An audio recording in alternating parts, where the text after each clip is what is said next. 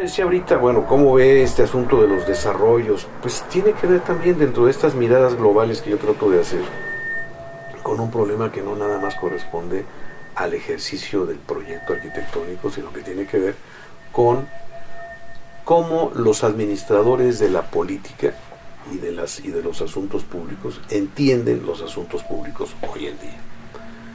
Bueno, pues entonces centrémonos en el caso de la ciudad donde vivimos. ¿Cuál es el proyecto de ciudad que hay hoy en día? Pues es un proyecto que tiende hacia la verticalización, que tiende hacia la saturación, dejando muchas otras cosas fuera.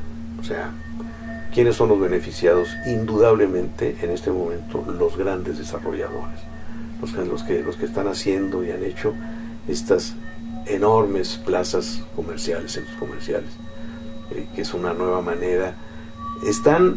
Han inventado una nueva manera de sociabilización.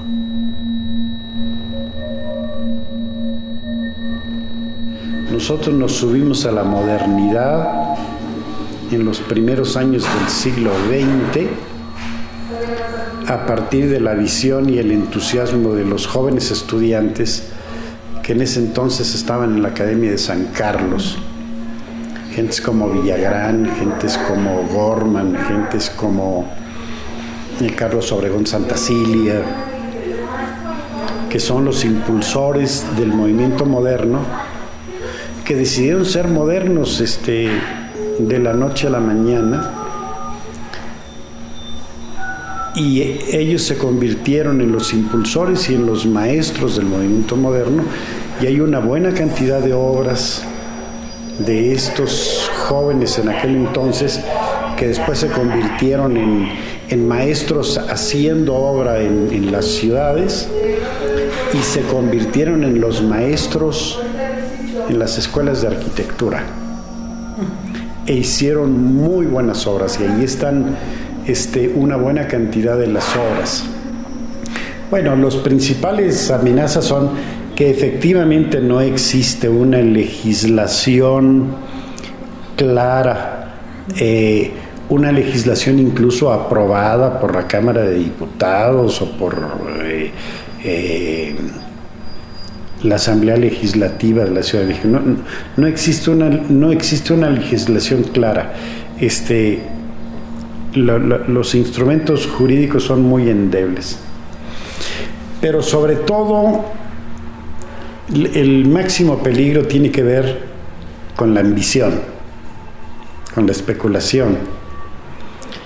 Cuando la gente efectivamente sabe que tiene un patrimonio, pero dice, a mí lo que me interesa es que yo voy a hacer un negocio.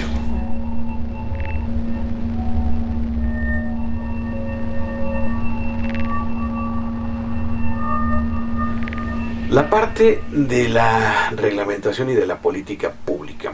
El Instituto Nacional de Bellas Artes está, en la parte que tiene que ver con la conservación de patrimonio, está regido por la ley de monumentos históricos y artísticos. Monumentos históricos, arqueológicos y artísticos. Esa ley, en la parte que tiene que ver con la arquitectura moderna, la considera como un bien artístico. No la considera como un bien histórico. El bien histórico tiene toda la protección legal, es decir, no se puede intervenir físicamente un bien histórico sin pedir una autorización.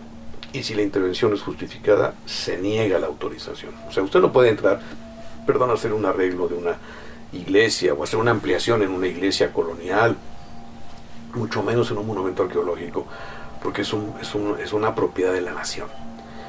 El término propiedad aquí es clave, porque las obras del siglo XX, excepto aquellas que son obras públicas, como los hospitales públicos, como las escuelas, como los edificios de administración pública, que son propiedad de la nación, todo lo demás es propiedad particular. Ese es la primera consideración a hacer. Entonces, como propiedad particular, el Estado mexicano defiende esa condición, pues por toda una estructura político, social y económica que tenemos y que está plasmada en la Constitución. Vamos a ver qué es lo que sucede con la parte legal. Entonces, si estamos hablando de que hay una ley que no ha podido ser modificada y que se han hecho muchas reflexiones y se han hecho muchas solicitudes para que se replantee, se pueda pensar en otros términos para poder realmente garantizar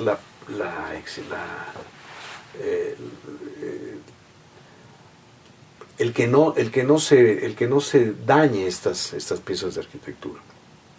El problema es que no hay mucho interés por parte de los órganos legislativos. Ese es el tema. Ahora, ¿qué es lo que sucede también? No nada más es la parte de la ley, sino son los proyectos de ciudad que se plantean los gobiernos locales. Ahí está el problema también. No nada más le echémosle la culpa a la ley, ni tampoco al órgano encargado que debería saber de por qué no hace las cosas. Pues es que hay una cadena.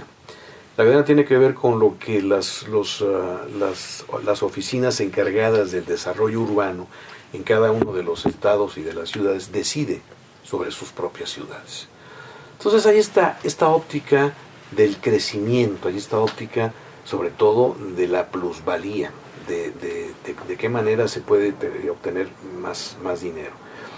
En donde en lo que menos se fijan los técnicos primero, que son los que hacen los proyectos urbanos y los que hacen los planes de desarrollo urbano, lo que menos se fijan es en el asunto histórico.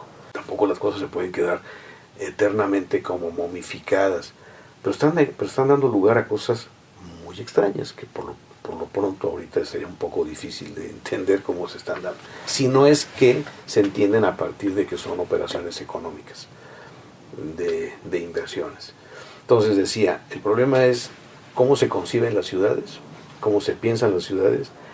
El problema es que los que las piensan, los técnicos, los urbanistas, los urbanistas y los funcionarios públicos, no tienen una idea acabada de la importancia de la historia.